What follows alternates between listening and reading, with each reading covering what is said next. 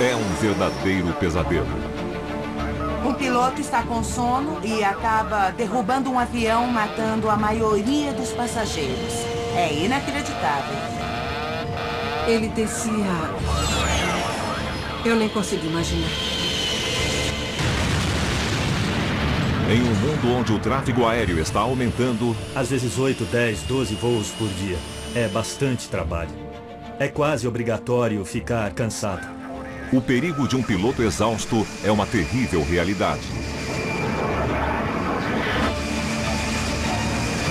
Muito frequentemente, pilotos experientes são vencidos pelo cansaço. Ele seria preso se estivesse dirigindo um carro, mas num avião tudo bem. A fadiga dos pilotos é um problema para o qual a indústria da aviação levou décadas para acordar. E as consequências foram catastróficas.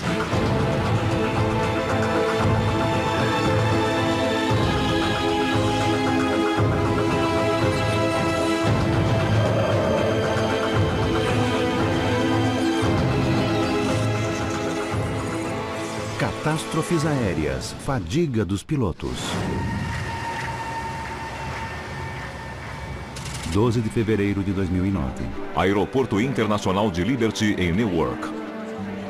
45 passageiros embarcam no voo Cogan Air 3407 para Buffalo, no estado de Nova York.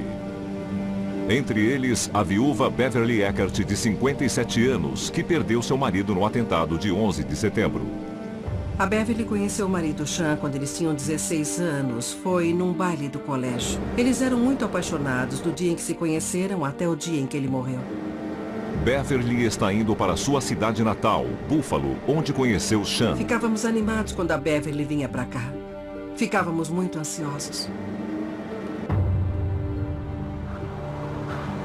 A costa leste tem sido atingida por tempestades durante a noite e o voo já está atrasado em mais de 2 horas devido ao clima. Ainda aguardando para embarcar está John Perry, de 27 anos. Ele combinou um encontro com alguém especial no aeroporto. O John tinha chegado de Amsterdã e o avião pousou em Newark. Meu pai estava falando com o John enquanto ele esperava a Nicole chegar. A última coisa que o John disse para ele foi: "Tá bom, já vi a Nicole chegando, vou desligar." John e sua namorada Nicole mantiveram um relacionamento à distância depois que ele se mudou para a Europa a trabalho. O John e a Nicole não se viam fazia umas 2 ou 3 semanas. Eles queriam ir para Buffalo no fim de semana do Dia dos Namorados. Eles iam visitar a família da Nicole e esquiar naquele fim de semana. Há um motivo especialmente importante para a viagem. A gente sabia que eles iam passar o resto da vida juntos. E todo mundo estava pronto para receber a Nicole como parte da família, mais ainda do que ela já era. Tripulação, estamos a cerca de 10 minutos da decolagem, mas o avião vai se mover daqui a pouco. Por favor, verifiquem se os cintos de segurança estão afivelados. Obrigada. No comando do avião, a copiloto de 24 anos Rebecca Shaw e o comandante Marvin Renslow, de 47 anos. Eles voarão em um turbo-hélice Dash 8 Q400, um burro de carga de uma companhia regional de alta demanda. Ser piloto de uma empresa regional como a Cogan é um grande desafio. Elas operam com turbo-hélices, que geralmente voam muito baixo. Ficamos no meio do mau tempo e não acima dele. Temos que desviar de tempestades. Fazemos muito pousos e decolagens. É bastante trabalho. 9h20 da noite. Após um prolongado atraso, o voo Cogan 3407 finalmente é liberado para decolar. Potência ok. 150. 150 por hora. 150, rotação. Era só mais um voo. Era só mais uma noite indo de Newark, em Nova Jersey, para Buffalo, em Nova York. O voo 3407 corta o céu gelado rumo ao estado de Nova York em direção à cidade de Buffalo. Quando se aproxima do destino, a tripulação é contatada pelo controle de tráfego de Buffalo e prepara-se para a aterrissagem. Kogan 3407, manter 1.200 para a descida. Senhoras e senhores, estamos nos preparando para aterrissar em Buffalo. Por favor, deixe sua poltrona na posição vertical e afivele o cinto de segurança. Desde a morte de seu marido, Beverly Eckert conduz incansavelmente uma campanha para mudanças na segurança aérea. Ela se concentrava nas falhas da inteligência. Por que a segurança não era melhor? Como os terroristas entravam nos aviões, ela queria que o governo americano descobrisse o que deu errado. O John não tinha problemas em voar. Ele gostava da viagem, da experiência de poder ir para lugares diferentes. Era um jeito eficaz de viajar.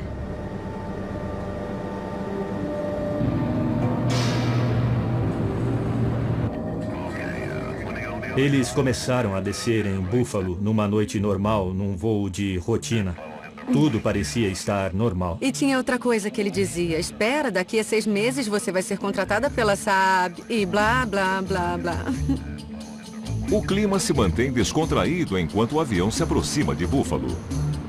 Os preparativos para a aterrissagem começam. Trem de pouso. Flaps em 15. Vamos pro checklist. Mas acontece um problema. O manche começou a vibrar para avisar que o avião estava em stall.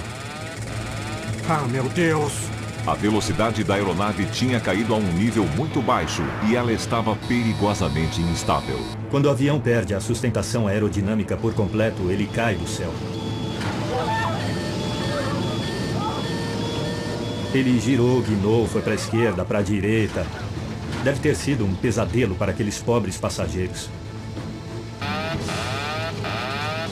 Os pilotos lutam para manter a aeronave no ar. Flaps recolhidos. Aumenta a potência? Devo aumentar a potência? Mas é tarde demais. Vamos cair! Ele começou a perder altitude rapidamente. O avião entra em stall e cai. O que começou como um voo perfeito, agora é um desastre.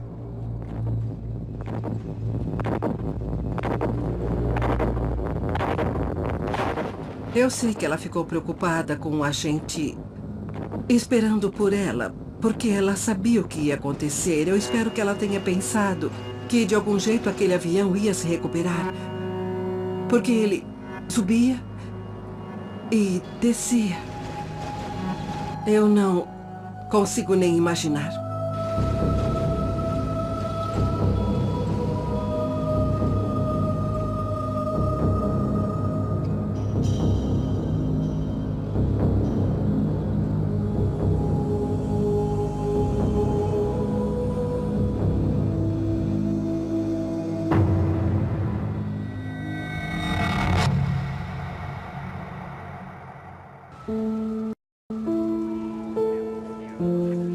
O voo Kogan 3407 cai em um bairro tranquilo de Buffalo, matando todas as 49 pessoas a bordo e uma pessoa em terra. É o pior acidente aéreo dos Estados Unidos em mais de 7 anos. E ninguém sabe o que o causou. Entre as vidas perdidas estão a de John Perry e a de sua namorada Nicole Kortikovsky. Eu estava me arrumando para ir trabalhar na sexta-feira, no dia 13. E meu pai me mandou uma mensagem. Foi uma mensagem curta e só dizia: ligue para casa agora. Naquela manhã, minha vida mudou. Também morreu no acidente Beverly Eckert, de 57 anos, uma mulher já marcada por um desastre. Ela havia perdido o marido nos ataques de 11 de setembro. A notícia dizia que um avião pequeno tinha caído em Clarence. De repente disseram que era de uma companhia pequena em Newark. Eu dei um grito. O Conselho Nacional de Segurança dos Transportes, o NTSB, na cidade de Washington, precisa descobrir o que causou o acidente. Tom Halter, um homem com mais de 25 anos de experiência em acidentes aéreos, assume o caso. Nós formamos um time que imediatamente foi mandado para Buffalo e começou a colher dados, a examinar os registros da tripulação, os registros de manutenção do avião e reuniu a maior quantidade de informação. Conseguimos recuperar o gravador de dados do voo e o trouxemos para cá para analisar os dados. Os gravadores de dados do voo 3407 são recuperados no local do acidente. Eles guardam pistas do que aconteceu. Flaps recolhidos, aumenta a potência? Dando uma olhada no gravador de voz da cabine e confirmando com o gravador de dados do voo, logo soubemos que a tripulação disse que o avião tinha enfrentado gelo durante o voo. Em temperaturas muito baixas, o gelo pode se formar nas asas da aeronave, mudando seu formato e reduzindo a sustentação conforme o avião corta o ar. Para reagir à sustentação reduzida e evitar um stall, a aeronave deve voar mais rápido do que o normal. Para alertar os pilotos a voar mais rápido, o Dash 8 é equipado com um sofisticado sistema de referência de velocidade que leva em conta os efeitos do gelo. A zona vermelha do painel indica uma velocidade perigosamente baixa. Será que os pilotos voavam rápido o suficiente para manter o avião fora da zona vermelha? Analisando o gravador de dados do voo e de voz da cabine, o avião realmente ficou mais lento. E tinha outra coisa que ele dizia. Espera, daqui a 6 meses você vai ser contratada pela Saab e blá, blá, blá. Enquanto os pilotos conversavam, a aeronave entrava cada vez mais na zona vermelha. Não prestaram atenção na referência de velocidade. Estavam distraídos com outra coisa. Eu só fiquei pensando. Quer saber de... Renslow e Rebecca violaram um regulamento essencial de segurança. Eles não estavam seguindo a regra estrita da cabine de comando. Abaixo de 3.000 metros, a tripulação só deve conversar sobre coisas pertinentes ao voo. Eles ignoraram essa regra e não estavam concentrados no voo em si. Para Tom Halter, esta conversa aparentemente inofensiva é incomodamente familiar. Uma catástrofe anterior ainda o assombra e pode até fornecer uma pista.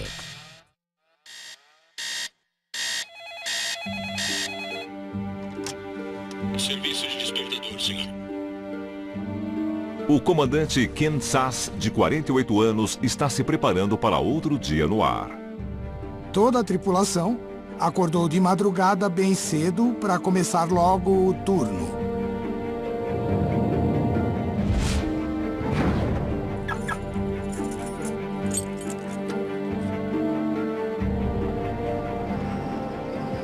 O copiloto de Sass é Jonathan Palmer, de 29 anos. Eles trabalham para a Corporate Airlines, uma operadora regional do meio oeste que exige que seus pilotos completem um grande número de voos rápidos de ida e volta no mesmo dia. Em 19 de outubro de 2004, Sass e Palmer foram escalados para completar 8 voos. A tripulação comanda um bimotor turbohélice Jetstream 32, uma pequena aeronave para distâncias curtas. A primeira jornada é de Burlington a St. Louis. O trecho seguinte, até Quincy, é cancelado devido ao mau tempo. Mas eles logo voltam ao ar, indo de St. Louis a Kirksville. De Kirksville voltam para St. Louis. Em seguida, St. Louis a Burlington e Burlington a St. Louis. A última viagem do dia é de St. Louis a Kirksville. Este é o voo 5966 da Corporate Airlines. Só consigo pensar num sanduíche de carne e queijo com chá gelado. Boa pedida. Há 13 passageiros a bordo do voo 5966, a maioria da área médica, viajando para uma conferência. Entre eles está John Krog, de 69 anos. Os passageiros desse voo se conheciam, já tinham ido a outras conferências e estavam felizes por se encontrarem. Eu estava acompanhado da minha secretária, Wendy Bohan. Wendy era uma amiga, além de colega de trabalho. Todo mundo estava bem relaxado. Quando o voo 5966 viaja pelo céu escuro do meio oeste em direção a seu destino, a tripulação recebe um relatório meteorológico automático de Kirksville. Relatório meteorológico automático de Kirksville. Ventos em 05060. Há nuvens densas e baixas. Eu não vou entrar. Pois é. Elas estão cobrindo tudo. Os pilotos tentarão aterrissar com praticamente zero de visibilidade.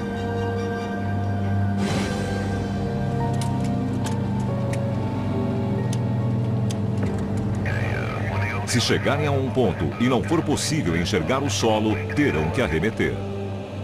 Que droga. Tá péssimo. Bom, vamos tentar. Será o pouso mais desafiador depois de um longo dia voando.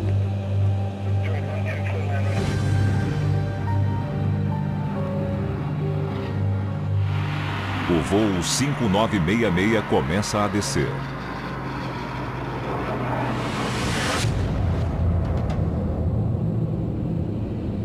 Ei, olha.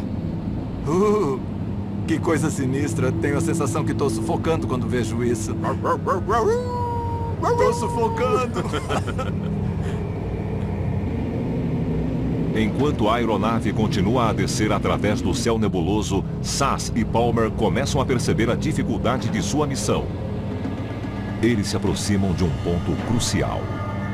400 metros. O que você acha? Eu não estou conseguindo ver o chão. Eu não estou vendo nada. Os pilotos estão voando muito baixo, na altitude mínima permitida quando não se consegue enxergar o solo. Se voarem mais baixo que isso, correm o risco de atingir algo. Eles decidem continuar. É uma decisão que coloca a vida dos passageiros em risco. E eles não estão cientes disso. Eu estava pensando em coisas boas como encontrar a minha filha e os meus netos que estavam me esperando. Eu estava com uma ansiedade gostosa de reencontrar a minha família. O voo 5966 agora está a poucas centenas de metros do solo, mas os pilotos ainda não conseguem enxergar nada. E o que é pior, eles estão prestes a cometer outro erro. Desliga esse negócio. Eles desligam o sistema que os alertava sobre a altitude perigosamente baixa. A reação deles foi um cala-boca. A gente sabe que está perto do solo. Eles ignoraram. Sass e Palmer passam a jogar com a morte. Tá ficando devagar. Flap em 35? Não. Não. Não. O quê? Não. Não. Ah, O voo 5966 da Corporate Airlines caiu em uma floresta nos arredores de Kirksville, Missouri, matando 13 das 15 pessoas a bordo. Milagrosamente, o Dr. John Krog, de 69 anos, sobrevive. O calor era muito intenso. E ao meu lado eu vi uma pessoa, mas não tinha certeza de quem era.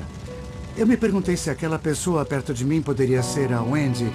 E disseram que sim, que era a Wendy. Eu fiquei muito feliz em ouvir isso. Mas só sobramos nós dois. Todos os outros, o piloto e o copiloto, acabaram morrendo. Às vezes eu me pergunto, por que eu sobrevivi? Eu era o passageiro mais velho no avião, eu tinha 69 anos.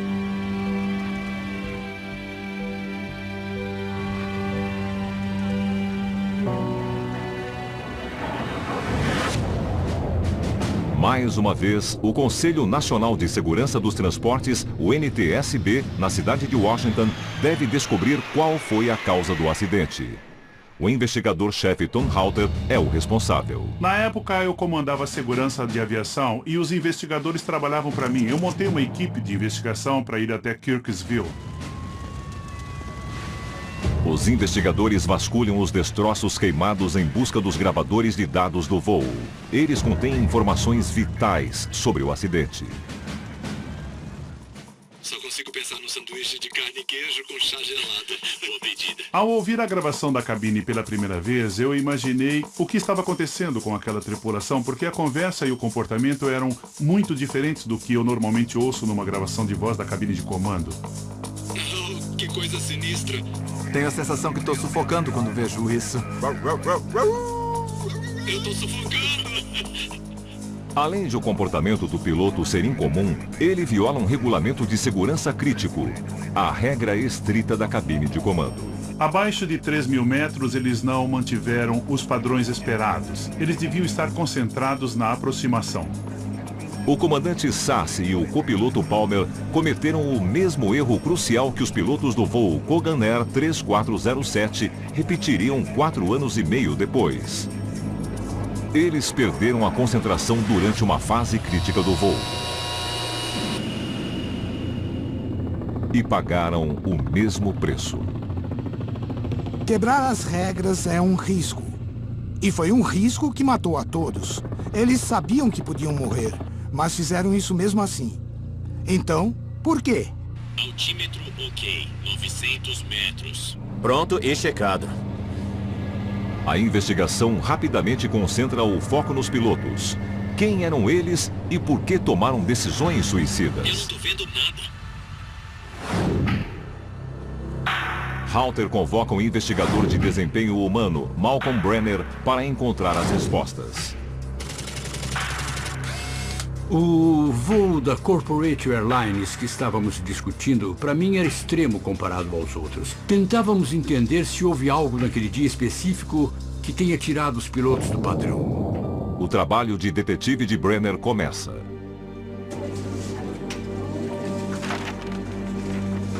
Fizemos entrevistas e levantamos evidências relacionadas aos pilotos. Treinamentos, escalas.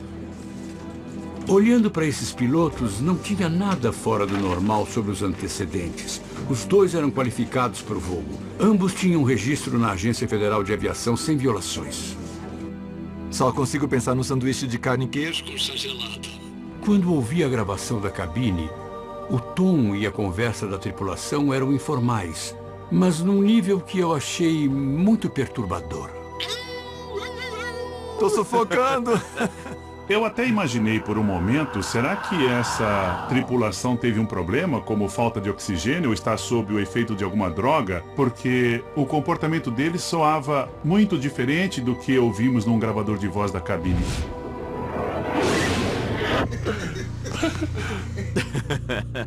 Os pilotos estariam sob o efeito de algum tipo de substância tóxica? Fizemos exames toxicológicos nos dois pilotos e os exames deram negativo para drogas e para medicamentos prescritos. Percebemos que drogas não eram o problema. Mas como o comportamento bizarro dos pilotos poderia ser explicado? Brenner reconstitui os passos dos pilotos nos dias anteriores ao voo fatal. Era uma escala de 4 dias. Eles voaram no domingo de manhã e voaram naquela tarde. Sass e Palmer já haviam passado 2 dias trabalhando, voando sobre o meio oeste. Mas o terceiro dia é o mais duro. Seria 19 de outubro, o dia do acidente. Tipicamente, dessas escalas teria pelo menos um dia mais difícil e desafiador. Os pilotos foram escalados para 8 voos. Soubemos que no hotel o comandante pediu para ser acordado às 4h10 da manhã. O copiloto foi acordado às 4h30. Então eles começaram muito cedo e teriam um dia longo. Quando o voo 5966 completasse o último trecho do dia, Sass e Palmer teriam trabalhado por 14 horas. Só consigo pensar num sanduíche de carne e queijo com chá gelado. Boa pedida. Com as evidências que reuniu, Brenner só poderia chegar a uma conclusão.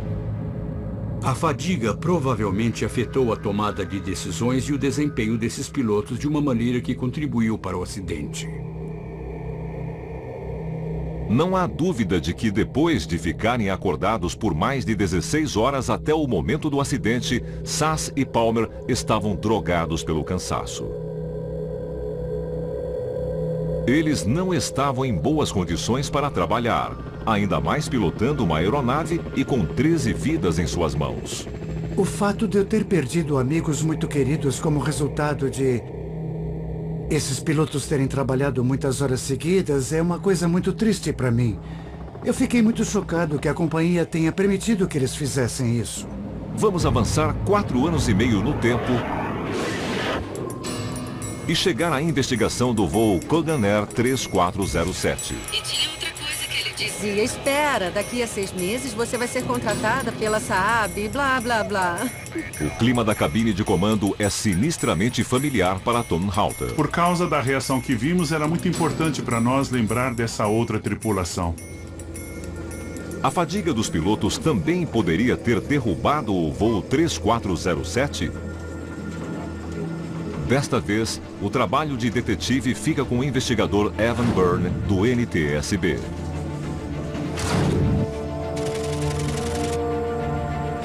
Pesquisando as atividades do copiloto nos dias anteriores ao voo, um dos detalhes mais chamativos era que ela morava em Seattle, mas trabalhava em Newark.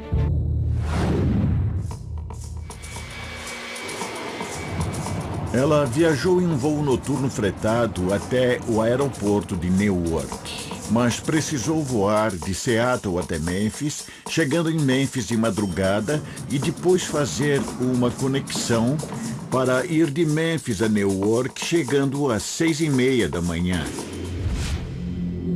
A copiloto Rebecca Shaw encarou uma jornada para ir trabalhar, que a levou de costa a costa, passando por 13 estados e cobrindo mais de 4.800 quilômetros.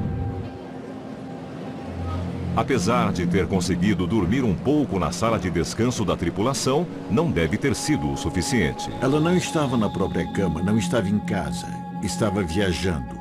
E o ambiente em que ela estava tentando dormir levanta a questão: será que esse sono foi mesmo reparador? E quanto ao colega de Rebecca, o comandante Marvin Renslow? Dias antes do acidente, o comandante Renslow chegou a Newark, vindo de sua casa em Tampa, e passou a noite de segunda-feira na sala de descanso da tripulação. Renslow teve 2 longos dias de trabalho, começando às 5h30 da manhã.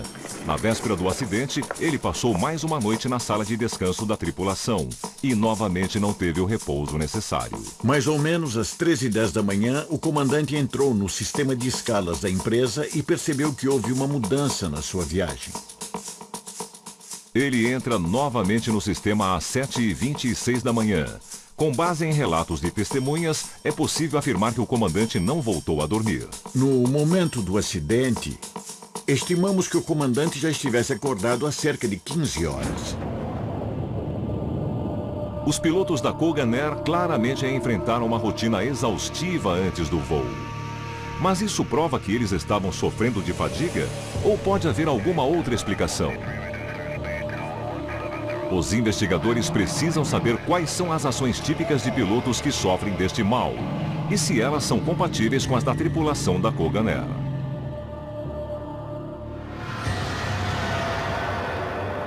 A resposta surgiria 15 meses depois, em um evento do outro lado do mundo, na Índia.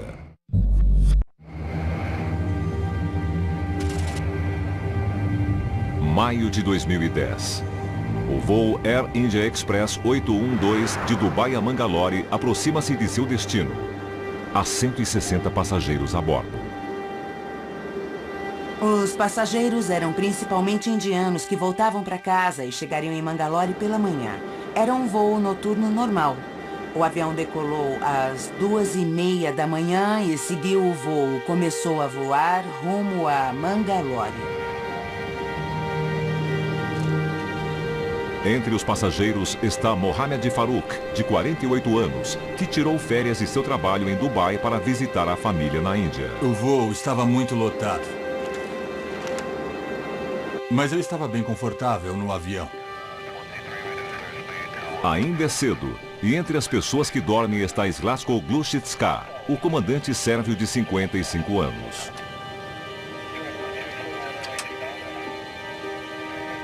Os pilotos da Air India Express falaram que não é incomum dormirem durante os voos noturnos. A tripulação tem 2 pilotos para que um deles monitore tudo e apoie o outro. Muitas companhias não aprovam períodos de descanso. Enquanto Glushitska dorme, o responsável pelo avião é o copiloto Rabinder Aluwalia. Ele está na Air India há pouco mais de 1 ano. Air India Express 812, na posição. 1 hora antes da aterrissagem, ele faz contato com a torre de controle de Atenção, Mangalore. checando posição. Eles estavam chegando em um ponto de contato e ele pediu uma identificação por radar, mas disseram que o controle de radar não estava funcionando. Como o radar do aeroporto não está funcionando, o voo 812 não conseguirá iniciar a aproximação final até chegar mais perto que o normal da pista de pouso. Era uma aproximação mais curta, nada complicado. Não era um problema, mas caiu na mão dele e ele não ficou muito confortável com isso.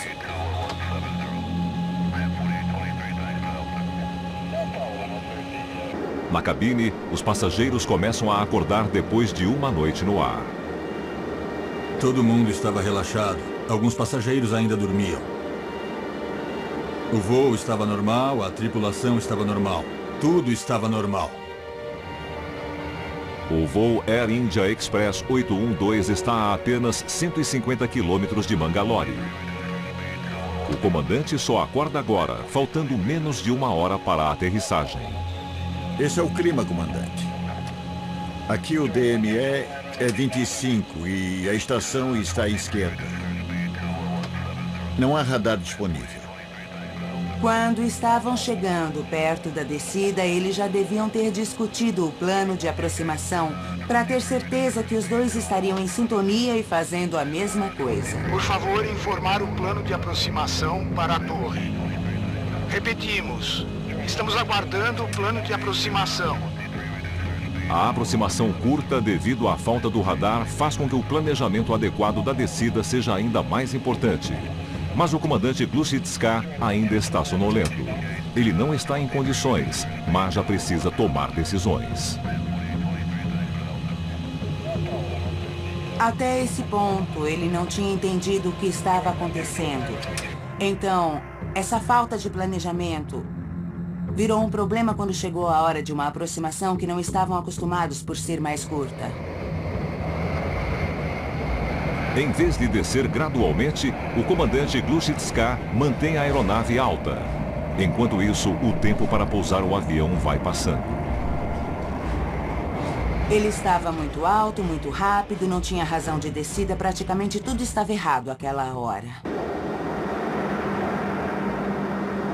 Na cabine, os passageiros continuam alheios às falhas dos pilotos. Todo mundo estava afivelando o cinto e começando a se preparar para pousar.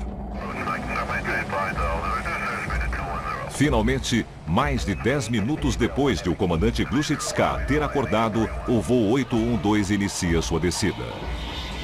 Somente agora, a 3 quilômetros da pista de pouso, o comandante Glushitska percebe que a aeronave está muito alta. Mas ainda cansado, ele toma uma série de decisões irracionais. Primeiro, ele aumenta a razão de descida dramaticamente. Mas o avião está ao dobro da altitude adequada para uma aproximação segura. Para piorar, o aeroporto é um tanto incomum. A pista de Mangalore fica no topo de um morro e é uma das mais desafiadoras da Índia. Ele é classificado na Índia como um aeroporto difícil. Tem um overrun mais curto que o normal. E se o avião passar dessa extensão da pista, cai direto num barranco com tudo. Mas o comandante Glushitska está determinado a realizar a aterrissagem. O copiloto estava de olho e disse: "Está muito alto. Nariz está baixo demais." O copiloto e o sistema do avião passam a avisar o comandante que a razão de descida está perigosamente alta. Naquele momento ele podia pensar: bom, estraguei tudo, estou vendo a pista abaixo de mim. Ele devia arremeter, mas não fez isso. Na verdade, ele desativou o piloto automático para conseguir descer mais rápido.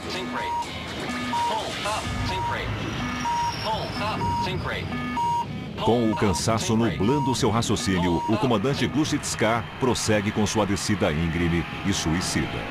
Ouvi um barulho. Bum! Ele estava descendo assim, mas normalmente não é assim. Mas estava desse jeito. Todos os passageiros começaram a gritar. O voo 812 inicia um mergulho em estilo kamikaze em direção a uma pista no topo de um morro. É aí que tudo dá muito errado. A vida de 166 pessoas está em jogo. Após ter acordado de um cochilo de 90 minutos, o comandante Glushitska, do voo Air India Express 812, está determinado a realizar um pouso que desafia a morte em uma pista difícil no topo de um morro no aeroporto de Mangalore. O sistema avisou da razão de descida e mandava subir, razão de descida, suba, suba. Desse jeito não vai dar. Comandante, vamos estabilizar. Foi uma aproximação muito arriscada. Cada peça do avião detectou e o copiloto também sabia. Mas o comandante Glushitska, ainda confuso pelos efeitos da fadiga, se recusa a abortar a aterrissagem.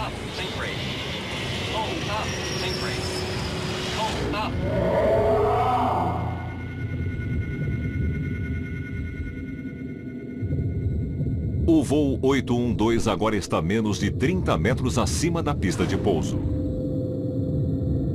As 166 pessoas a bordo estão a poucos momentos de uma catástrofe. Entre elas, Mohamed Farouk. O avião estava balançando assim. Brum, brum, brum, brum, brum, brum, brum.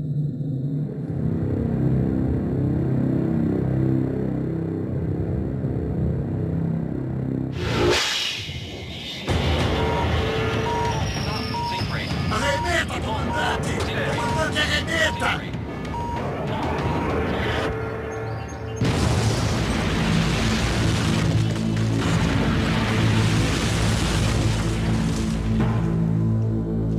O voo 812 mergulha no final da pista e cai na ravina abaixo. Os dois pilotos morrem instantaneamente, junto com quase todos os passageiros. 158 pessoas perdem suas vidas. É o acidente com mais baixas na história do 737. É impressionante que alguns passageiros tenham sobrevivido. É um milagre. Para mim é um milagre. Antes de ir para a cama todo dia, eu penso nesse acidente. Foi uma graça de Deus. O desastre deixa toda a Índia em choque. Como pode ter acontecido? O acidente de Mangalore foi uma das maiores tragédias que já aconteceram na área da aviação da Índia. Ele chocou as autoridades, a companhia, os passageiros. Todo mundo se perguntava por que aconteceu. O Conselho Nacional de Segurança dos Transportes dos Estados Unidos conseguiu recuperar os dados do gravador de voz da cabine e concordou em dividir a informação, em passar a informação para a Índia sob condição de confidencialidade. Eles ouviram as gravações e ficaram chocados. Um dos investigadores americanos que estava no caso disse que foi a primeira vez que tinha ouvido um ronco numa gravação de cabine de comando em toda a história do Conselho. Foi quase inacreditável. O comandante dormindo no avião. Ninguém tinha ouvido falar nisso antes. Não é comum acontecer um acidente aéreo porque o comandante estava dormindo no avião. Sempre acreditamos que eles são pessoas totalmente alertas, que eles são bem pagos, que são muito bons e que têm todo tipo de recurso para superar esse tipo de coisa e que são muito mais cuidadosos do que um motorista qualquer que está na rua. Os investigadores descobriram, para sua surpresa, que o comandante estava roncando muito, que estava dormindo por praticamente toda a viagem e que estava dormindo quando o avião devia começar a descer. Eu nunca vi um caso tão ruim quanto esse. E acho que ninguém nunca viu. Também houve um grande silêncio muito evidente no começo da investigação, quando, normalmente, os dados mais simples são divulgados. Não conseguimos nada, era quase como se os investigadores parassem e pensassem: como vamos dizer para o mundo que isso aconteceu? É um absurdo. It has been confirmed by the DGC officials here that they have recovered the black box. Após a investigação, não restou dúvida do que havia causado o acidente. O comandante sofria da chamada inércia do sono. E o indício foi uma série de decisões incrivelmente irracionais. O desastre da Air India Express mostrou ao mundo como um piloto intoxicado de fadiga poderia agir. A questão enfrentada pelos investigadores do acidente da Kogan Air é se o mesmo sintoma de tomada de decisões bizarras estava afetando a tripulação do voo 3407. Em caso positivo, era praticamente certo que os dois pilotos também estivessem intoxicados pelo mesmo efeito mortal. Em uma investigação mais profunda, ficou claro que o comandante Renslow e a copiloto Rebecca tiveram seu sono interrompido nas horas anteriores ao acidente. Espera, daqui a 6 meses você vai ser contratada pela SAAB. E assim como o comandante Glushitska e a tripulação do voo Corporate Air 5966, ficou claro que eles perderam a concentração durante a aterrissagem. Mas os atos irracionais seriam um sinal indicador de fadiga? Para descobrir, a equipe de Tom Halter, no Conselho Nacional de Segurança dos Transportes, emprega uma técnica inovadora na investigação de acidentes aéreos. Hoje, com a quantidade de registros e informações dos voos que temos, conseguimos criar simulações e animações muito precisas do que aconteceu. Halter observa como os pilotos foram pegos de surpresa quando o sistema que vibra o manche foi acionado. Mas neste momento, eles não corriam risco. Eles receberam um alerta de stall quando o avião ainda nem estava perto disso, mas eles reagiram a esse aviso de stall de um jeito muito estranho.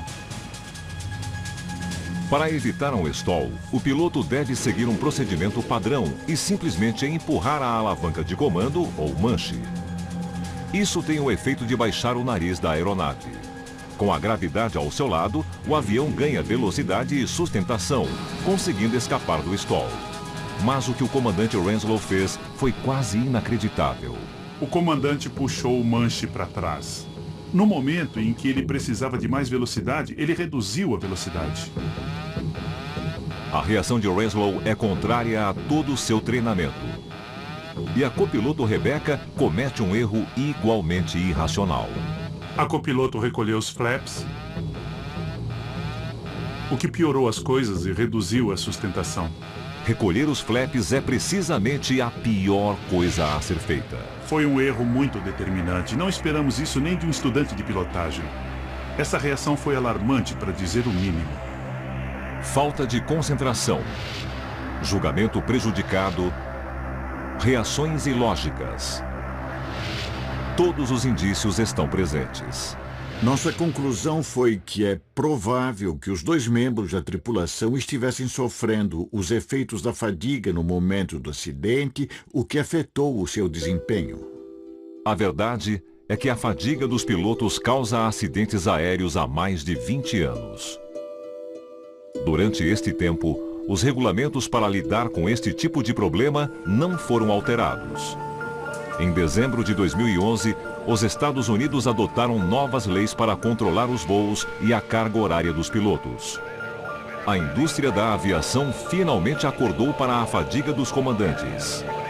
Para os nossos céus permanecerem seguros, é preciso ficar alerta.